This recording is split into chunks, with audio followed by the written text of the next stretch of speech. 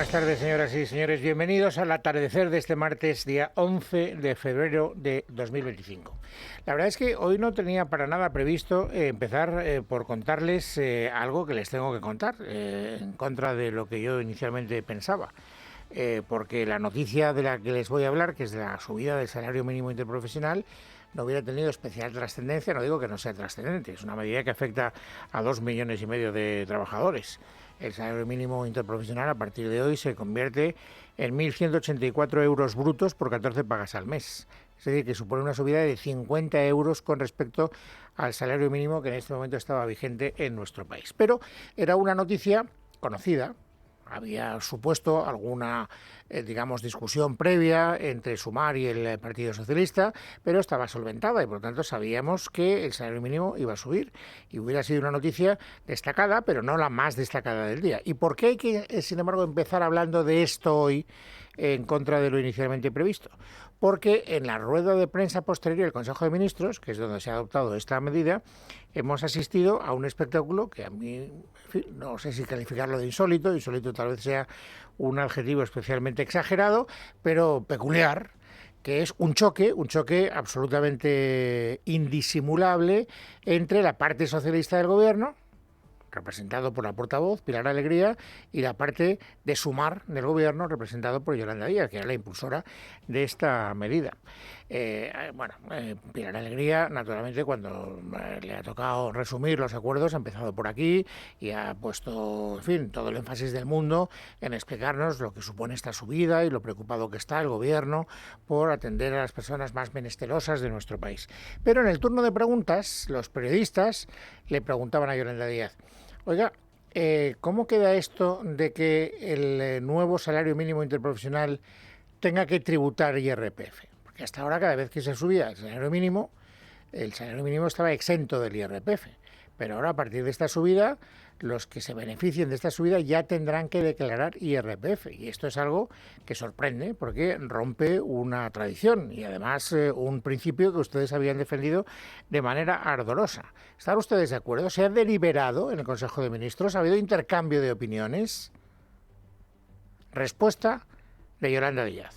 No puedo desvelar el contenido del Consejo de Ministros, pero como este debate no existió, sí le digo que no hubo ni deliberación en el Consejo de Ministros, ninguna, ni comunicación, desde luego, a ninguna de las partes que componemos el espacio de Sumar en el Gobierno. Y digo porque me he ocupado de esto. Por tanto, me he enterado por ustedes ante los medios de comunicación. Se ha enterado por la prensa y lo decía en esa rueda de prensa puesta en el Consejo de Ministros. A partir de aquí, claro, ya saltaba, la alarma informativa.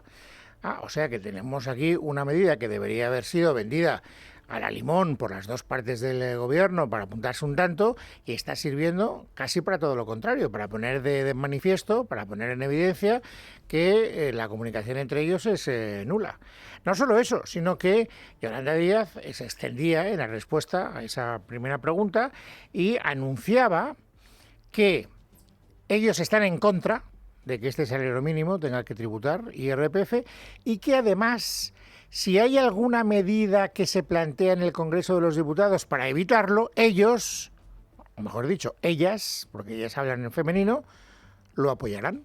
Nosotras desde Sumar somos claras y lo que queremos es que quien más tiene aporte más, y desde luego las rentas salariales de 16.500 y poco más euros al año, pues desde luego sean exentos como lo han sido hasta ahora en nuestro país. El cambio viene en este momento. Por tanto, ni comunicación ni deliberación, y aunque no nos compete a nosotros, desde luego, si esta iniciativa llega al Congreso de los Diputados, va a contar con la anuencia de Sumar. Bueno, parecía que tuvieran que hacer una deliberación. Vamos a ver, si esta iniciativa llega al Congreso de los Diputados, ¿quién la puede hacer llegar al Congreso de los Diputados? Cualquier grupo parlamentario.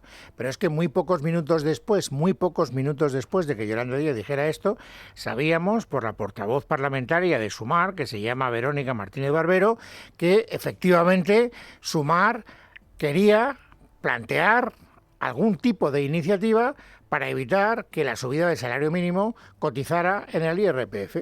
Nosotras lo que aspiramos en primer momento es a que la ministra de Hacienda, con todos estos argumentos de incumplimiento de compromisos internacionales, incumplimiento del acuerdo de diálogo social, desmentir a los sindicatos y atacar a las clases trabajadoras, a las personas vulnerables y a las mujeres trabajadoras de este país, esperamos que rectifique. Pero si no, somos un grupo parlamentario y tenemos herramientas que analizaremos cómo utilizar. Y han analizado a toda velocidad, segundo paso, porque analizaremos cómo, pues pasa un poco como con Yolanda Díaz cuando les decía, parecía que iban a tomarse un cierto tiempo para saber qué hacer. No.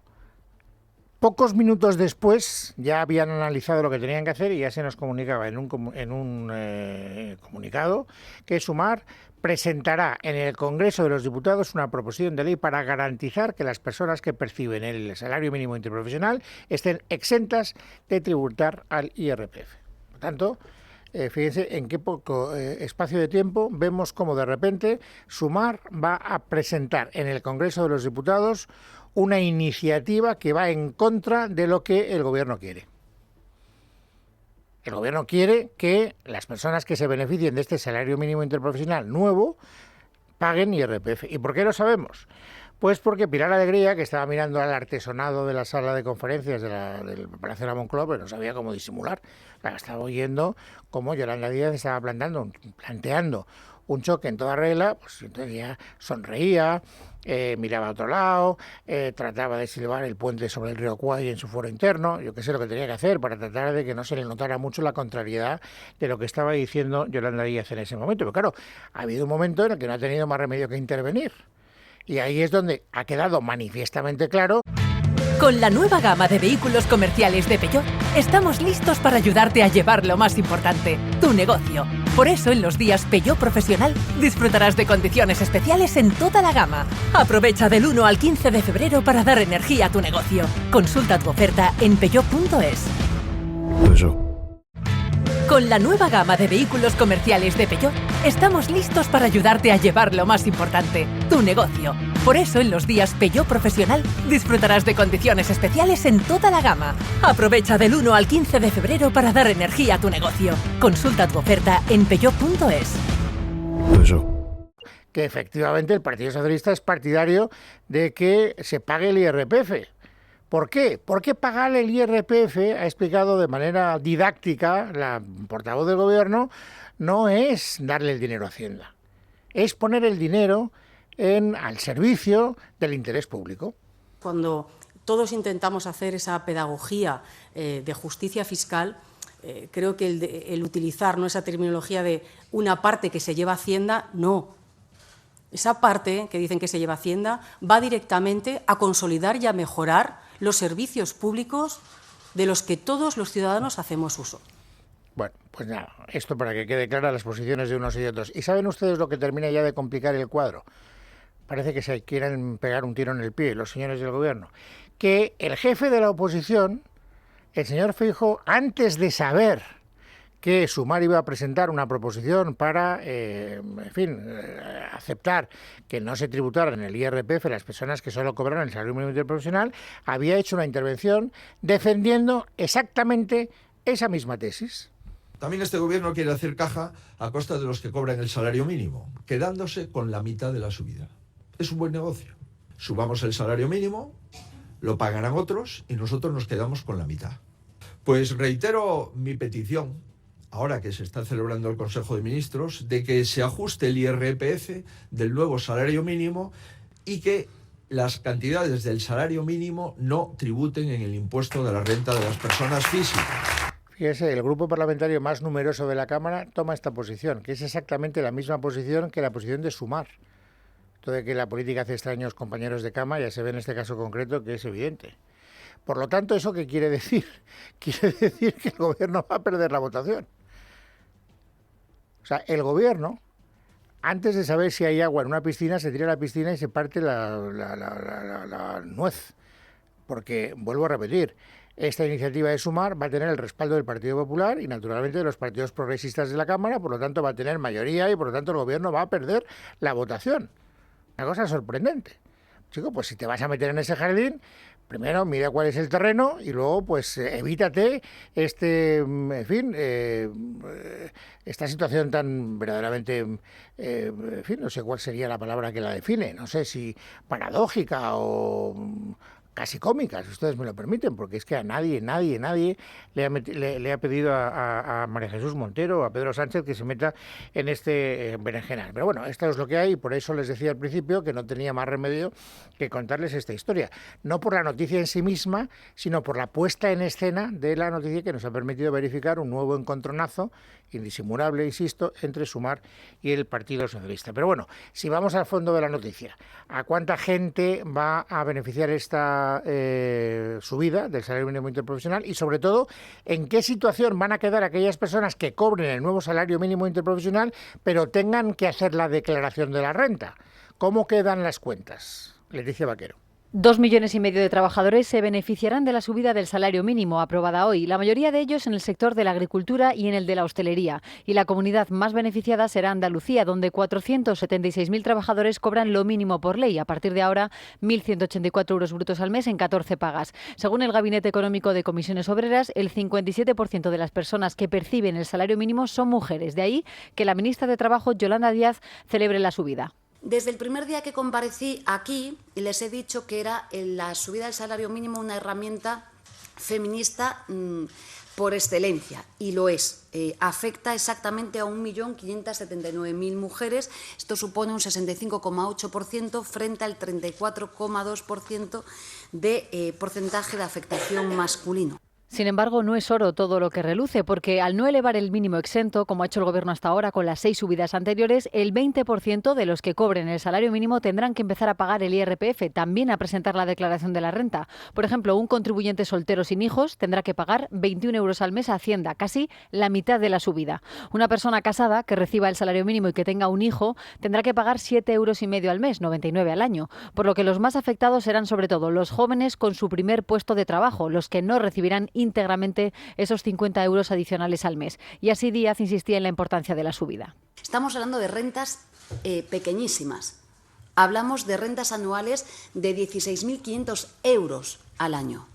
Estamos hablando de gente que hasta hace muy poco eran pobres, en el sentido literal de los indicadores sociales que tenemos en nuestro país. Hoy han abandonado esa cualificación. La sugerencia de Yolanda Díaz es que paguen más los que tienen rentas más altas, y los sindicatos le sugirieron ayer a la ministra de Hacienda que persiguiera el exceso de horas extras y lo que quiere es recaudar 1.000 millones. Bueno, todavía tengo que contarles más cosas que han sucedido hoy en la rueda de prensa posterior al Consejo de Ministros. Ya es un clásico. Saben ustedes que este gobierno presume de muchas cosas, entre otras de transparencia, ¿no? Es una de las cosas que dice que adornan la gestión de Pedro Sánchez, y la portavoz del gobierno, cada vez que tiene que salir a dar explicaciones, se caracteriza exactamente por lo contrario. Lo van ustedes a comprobar enseguida. Había una pregunta que yo me imagino que Pilar Alegría se habría preparado por activa y por pasiva, porque era evidente que se la iban a hacer, que es qué valoración hace el gobierno a propósito del borrado del teléfono móvil del fiscal general del Estado. Y efectivamente, ha empezado la rueda de prensa y van ustedes a escuchar la primera pregunta y la primera no respuesta. Le quería preguntar por el último informe de la AUCO sobre el fiscal general del Estado. Hace unas semanas, cuando la AUCO dijo que habían encontrado 0 mensajes, ustedes defendieron ese informe, defendieron que no había nada contra el fiscal e incluso decía el presidente que había que pedirle perdón. Quería saber ahora si con el nuevo informe de la AUCO, que dice que no se encontraron mensajes porque se borraron, ¿qué opinan ustedes ahora y si este hecho les parece relevante para la investigación? Como además imagino que varios de sus compañeros es posible que pregunten sobre este tema, para que no quepa tampoco ninguna duda, este Gobierno mantiene la confianza absoluta hacia el fiscal general del Estado. Claro, le van a preguntar tantas veces como sea necesario hasta sacar de usted alguna respuesta. Porque si usted responde a la primera, pues ya no le preguntan más, ¿no? Dice, pues nos parece fatal que el fiscal general del Estado lo haya borrado, nos parece sospechoso, lo que usted quiera, nos parece fenomenal, aplaudimos el borrado, creemos que es una operación fantástica, yo qué sé, y se acabó la historia. Pero usted no contesta, le preguntan por las peras y usted contesta por las manzanas. Entonces, ¿qué es lo que ocurre en la segunda pregunta? Pues que la prensa, que no es tonta y es paciente, insiste. Y a la ministra portavoz le quería insistir, porque creo que estaba en la pregunta de la compañera, ¿qué le parece que el fiscal general del Estado borrara todos los mensajes de su móvil el mismo día en el que se anunciaba el inicio de la investigación contra él? Y sobre la parte que usted me trasladaba del fiscal, se lo he comentado y se lo he explicado anteriormente a su compañera. confianza absoluta al fiscal general del Estado. Confianza absoluta. Ya, pero que no es eso lo que le han preguntado. Si ya sé que le ha contestado usted lo mismo que... Aunque tú no lo veas, la soledad no deseada nos afecta a más personas de las que crees. Con el proyecto Crea Red, Cruz Roja ayuda a mayores de 65 años del ámbito rural de la Comunidad de Madrid a reducir la soledad no deseada y el aislamiento social a través de la inclusión digital y la creación de redes comunitarias. Entra en contigocruzrojamadrid.com/Crea Red y súmate al desafío que nos conecta. Crea Red es un proyecto financiado por la Dirección General de Evaluación, Calidad e Innovación de la Consejería de Familia, Juventud y Asuntos Sociales con fondos de la Unión Europea Next Generation. Aunque tú no lo veas, la soledad no deseada nos afecta a más personas de las que crees. Con el proyecto Crea Red, Cruz Roja ayuda a mayores de 65 años del ámbito rural de la Comunidad de Madrid a reducir la soledad no deseada y el aislamiento social a través de la inclusión digital y la creación de redes comunitarias. Entra en contigocruzrojamadrid.com/Crea Red y súmate al desafío que nos conecta. Crea Red es un proyecto financiado por la Dirección General de Evaluación, Calidad e Innovación de la Consejería de Familia, Juventud y Asuntos Sociales con fondos de la Unión Europea Next Generation. Su compañera, pero es que ni a su compañera ni en este caso me parece que era Fernando Garea. Gracias, Noelia Bautista. Siempre está aquí para apuntarme la corrección necesaria. No les contesta. Por lo tanto, ¿qué tiene que pasar? Que llega un tercer turno de preguntas y volvemos exactamente al punto de partida. Insistir un poco en la pregunta de Garea, ¿no? Si a usted no le parece sospechoso que el 16 de octubre, es decir, cuando el Tribunal Supremo abre la causa, el fiscal general borrase todos esos mensajes. Puestos a trasladar opinión de cosas que me puedan parecer sospechosas, me parece mucho más sospechoso, por ejemplo, que un presunto defraudador de más de $500.000 de euros todavía no haya declarado en este país. Bueno, y así podríamos seguir. Quiero decir que esto es un clásico, vuelvo a repetir, de todos los martes, de todas las comparecencias de esta ministra, que si es algo, o sea, mejor dicho, si no es algo, es transparente. O sea, no quiere contestar, no hay manera. Si una persona no quiere contestar, pues no hay manera de llevarla a la respuesta que uno exige. Como ella no la ha dado, pues la oposición la ha dado por su cuenta. Ha salido Feijóo y ha contestado lo que, en su opinión, debería haber contestado la ministra portavoz del Gobierno. Me pregunto si lo que tenemos es un gobierno o es una unidad de borrado de presuntos delitos. ¿Por qué? Porque el gobierno dedica muchas más energías a ocultar pruebas que a mejorar la vida de los españoles. Lo que sí, con absoluta certeza, es que tenemos un fiscal general del Estado que su práctica se parece mucho a la de un delincuente común. Bueno, saben ustedes que el gobierno en este asunto pues lo tiene regular, ¿no? Porque según todos los expertos, este procedimiento pues parece que no va a acabar bien para el fiscal general del Estado. De ahí que el gobierno esté tanteando poner en marcha un mecanismo que evite la condena del fiscal general del Estado. ¿Y cuál sería ese mecanismo? Conseguir que el Tribunal Constitucional, alegando que se han conculcado los derechos fundamentales del fiscal general del Estado durante el registro, anule el procedimiento. Algo de lo que no hay ningún precedente. Por otra parte, bueno, este gobierno tampoco parece que tenga demasiada, digamos, preocupación por mantener las formas. Claro, si tienen que romper las reglas, pues rompe las reglas y se queda tan ancho. Pero esto que les estoy diciendo es un rumor que va cobrando cada día que pasa fuerza, hasta el punto de que hoy el jefe de la oposición, Alberto Núñez Feijóo, consciente de que eso puede ocurrir, ha hecho en voz alta una reflexión dirigida ¿a quién? A los magistrados del Tribunal Constitucional. Todos los ciudadanos están sometidos ante la ley y el hecho de ser miembro del Tribunal Constitucional no significa que se pueda delinquir. Claro que se puede delinquir. Y dictar una resolución a sabiendas, injusta, eso es una prevaricación. Saben ustedes que además en el Tribunal Supremo se han producido algunos autos recientemente donde esta consideración ya aparece reflejada. De tal manera que no hay que descartar, ojalá que no lleguemos a tener que contar eso, pero no hay que descartar que se pudiera llegar a producir algo parecido, una denuncia contra algún magistrado del Tribunal Constitucional por prevaricación.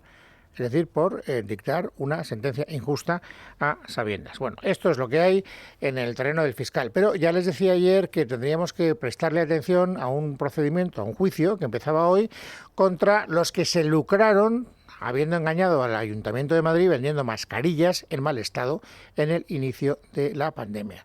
Era algo que la oposición al señor Martínez Almeida esperaba, porque consideraba que el Partido Popular madrileño pudiera quedar malherido, pudiera estar en maltrecho de esa investigación judicial.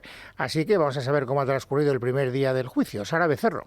El juicio ha arrancado este martes y habrá 7 sesiones durante este mes. Los acusados Luis Medina y Alberto Luceño declararán al final de la vista oral. En la sesión inicial de hoy han tenido lugar las cuestiones previas y las comparecencias de la presidenta de la Universidad Americana CIS y de la excoordinadora general de la alcaldía. Los acusados van a ser juzgados por comisiones millonarias que consiguieron engañando presuntamente al consistorio madrileño con la venta de material sanitario, mascarillas, guantes y test de escasa calidad durante el inicio de la pandemia en marzo de 2020. Según la Fiscalía Anticorrupción, Luceño se quedó con 5 millones de euros con los que adquirió una casa, coches de alta gama y relojes de lujo, mientras que Medina obtuvo 1 millón de euros con el que adquirió un yate. El juez Adolfo Carretero acusa ahora a Luceño y a Medina de un delito continuado de estafa agravada y falsedad documental. Por ello, el fiscal Luis Rodríguez Sol solicita una condena de 9 años de cárcel para el hijo menor de Natia Bascal y 15 años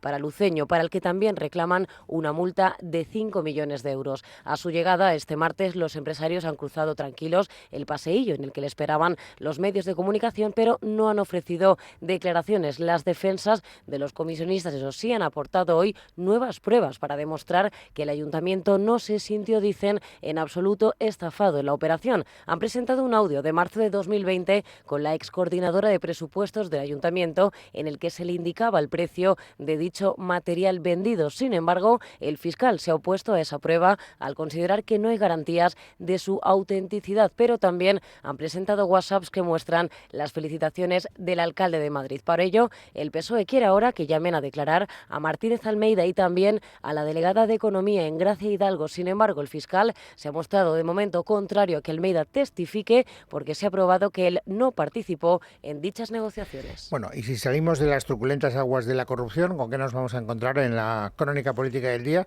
Hoy se acaban las vacaciones parlamentarias, es decir, que mañana se reanuda el periodo de sesiones, mañana habrá sesión de control al Gobierno y, por lo tanto, los grupos parlamentarios y la actividad parlamentaria volverá a recuperar la normalidad. Y esa es la razón por la que hoy el presidente del Gobierno, que también es presidente del grupo parlamentario del Partido Socialista, ha querido reunirse con todos sus parlamentarios. ¿Y qué es lo que ha ocurrido en esa reunión? Nada nuevo, nada que nos tenga que sorprender. Que Sánchez les ha animado a arroparle a él, a Pedro Sánchez, para que se pueda constituir en el gran antagonista internacional de Donald Trump. Él es el baluarte del progresismo en el mundo entero. Poco más o menos. Rubén Fernández. Dibujando a España como una Arcadia feliz y asegurando que fuera nos envidian, Pedro Sánchez se ha erigido ante sus diputados y senadores como la antítesis de Donald Trump, enmendando todas las políticas del presidente norteamericano, como en el caso de los aranceles. Una guerra comercial no beneficiaría a nadie, pero si otros la inician, el gobierno de España va a apoyar a la Unión Europea, exigiendo la solución de 2 estados para Israel y Palestina, a la vez que ha pedido a las grandes multinacionales como Google o Facebook que no supriman los departamentos de Igualdad y Diversidad.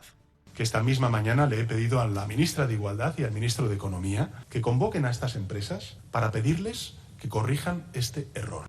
Sánchez, incluso en un tono mesiánico, ha conminado a sus discípulos a que salgan a predicar el argumentario socialista para luchar contra el mal. Contadlo en las calles, en las redes sociales, contadlo por tierra, mar y aire, si me permitís esta expresión. Contadlo porque detrás de vuestro trabajo hay esperanza y hay hechos. Y a paso de puntillas por las tensiones con Junts cada vez que se tiene que negociar una norma. Es mejor sudar tinta para aprobar una ley que sudar tinta, lo hemos visto en la oposición, para explicar los cambios de posición de la coalición negacionista de neoliberales y también de la ultraderecha. Porque ha reiterado su intención es agotar la legislatura hasta 2027.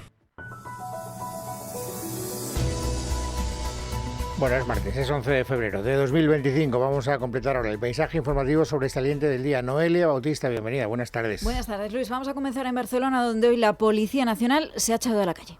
Se traspasa la frontera, no se traspasa.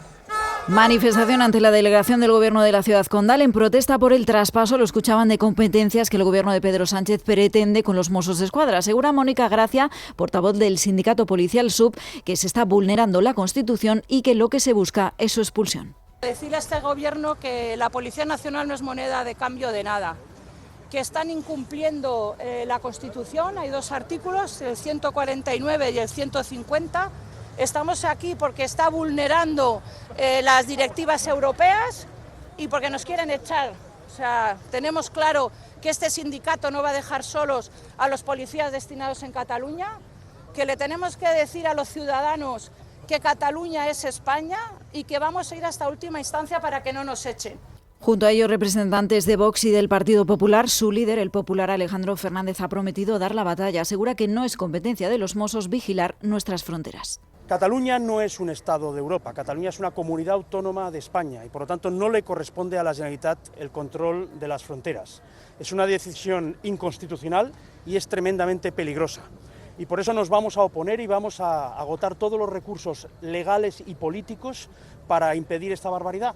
Y somos optimistas porque la justicia ya frenó en su momento la expulsión de la Guardia Civil de Navarra. Más sobre Cataluña, porque también hoy el Pleno del Tribunal Constitucional ha acordado admitir a trámite los recursos de amparo presentados por el exvicepresidente catalán Oriol Junqueras y los exconsejeros Raúl Romeva y Dolors Bassa contra la decisión del Supremo de no aplicarles la ley de amnistía. De igual forma, el Tribunal de Garantías ha decidido abrir una pieza separada para estudiar la petición de los citados de que se les levante cautelarmente la pena de inhabilitación. Según el TC, concurre una especial trascendencia constitucional porque los asuntos suscitados trascienden del caso concreto y podrían tener consecuencias políticas generales. Esto en el día en el que el líder de los socialistas extremeños y presidente de la Diputación de Badajoz, Miguel Ángel Gallardo, se une a los ministros del Gobierno que defienden que el hermano del presidente, David Sánchez, está siendo sometido a un escarnio público. Me parece tremendamente injusto que uno tenga que renunciar a su puesto de trabajo precisamente por el escarnio público que se está llevando a cabo. Este proceso ya hace tiempo que se desvió de los cauces normales y me parece que va por unos cauces absolutamente que el tiempo, estoy convencido, nos dará la razón. Esto lo dice Gallardo, que como saben está investigado también en la causa abierta el hermano del presidente acusado de un posible delito de prevaricación y tráfico de influencias, en este caso por la designación de la plaza de David Sánchez, que según el resto de directores de conservatorios no era necesaria. Pero si ha habido un juicio que ha acaparado también esta jornada, los titulares ha sido el del que fuera presidente de la Real Federación Española de Fútbol. Sexta sesión del juicio a Luis Rubiales, que hoy ha declarado ante el juez, al que también ha exasperado. Atentos. Pues me tienen agotado, vamos a dar por finalizado el día de hoy, porque no sé si me enteraré con el siguiente acusado. Antes de que el magistrado Fernández Prieto diera por concluida la sesión, ha declarado Rubiales que el beso a Jennifer Hermoso fue consentido y que no la coaccionó, dice, para que emitiera un comunicado conjunto. Eso sí, reconoce que se equivocó. Y metí la pata, pero si es que eso a estas alturas es una obviedad que desde el primer momento reconocí. Me he equivocado. Yo me comporté como un deportista que consigue un éxito, como uno más del grupo, y en ese momento tenía que haber tenido la sangre más fría y haber estado en un papel más institucional. Por cierto, que también ha pasado por los juzgados el productor musical Nacho Cano, que hoy ha tenido acto de conciliación con el comisario Alberto Carva. A su llegada insistía en que la situación fue provocada desde Sánchez hasta Marlaska. Lo que más me ha dolido de toda esta situación es que tuvieron a estos chicos 11 horas en la comisaría sin ningún tipo de justificación, engañándoles, intentando coaccionarles y sacándoles una información de algo que no ha ocurrido. Y eso no lo voy a perdonar nunca, ¿no? Entonces, por supuesto, no hay nada que conciliar y yo voy a ir a tope hasta que descubra quién me ha hecho esto y lo pague. Al margen de los tribunales, el Consejo de Ministros nos deja varios titulares más. Al margen de esa subida del SMI, finalmente se ha aprobado esa regularización de 25.000 inmigrantes afectados por la DANA para que puedan acceder a las ayudas, y además se ha dado luz verde a esa expropiación de los terrenos del hotel El Algarrobico para proceder a su demolición. Sara Agesen, vicepresidenta tercera y ministra para la Transición Ecológica, ha pedido a la Junta de Andalucía que arrime el hombro. Hay una parte del edificio que no está en esa zona de dominio público marítimo terrestre y que, por lo tanto, las actividades deberían ser tomadas y llevadas a cabo por la Junta de Andalucía. Entendemos que la Junta de Andalucía, de forma responsable, emprenderá las actuaciones que le tocan en este Parque Natural de Cabo de Gata-Níjar para que conjuntamente el Gobierno y la Administración de la Junta podamos llevar a cabo el derribo total del Algarrobico. Y la Junta de Andalucía ha respondido. Dice su portavoz Carolina España que Montero diga el día y la hora que va a derribar el Algarrobico, pero exige también que se deje de cortinas de humo porque el hotel sigue ahí, dice, por culpa de gobiernos socialistas. Se iniciaron el expediente de expropiación en la época de los gobiernos de Zapatero, porque luego se archivó, porque decidieron, y así está detallado, que no era la solución y que la solución más idónea era la nulidad de la licencia. Así lo ha dicho un juzgado también, un tribunal, el Tribunal Superior de Justicia de Andalucía. Por lo tanto, nosotros lo que exigimos es que cumpla con su palabra tanto el Gobierno como el Ayuntamiento. Por cierto, como contabas, Luis, en el Consejo de Ministros se ha escenificado una vez más ese choque entre el PSOE y Sumar, que forman el Gobierno. Pues bien, en Podemos parecía que se avecinaba también una guerra interna, pero han encontrado la solución. De momento, vamos a escuchar a Ione Belarra, que se vuelve a presentar a secretaria general del partido. Siento que nuestra tarea está a la mitad y creo que estamos en condiciones de terminarla con éxito.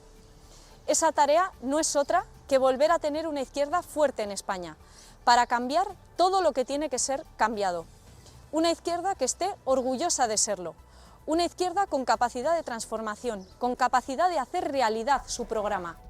Les contábamos ayer a los oyentes, Luis, que a Belarra le podía mover el asiento una persona que es eurodiputada y exministra, y no es otra que Irene Montero. Pues bien, para evitarlo, los morados han buscado una situación. Van a tener una bicefalia. Van a dejar que Ione Belarra se quede en el cargo, pero no va a ser candidata. La candidata va a ser Irene Montero. ¿Y a ti qué te parece?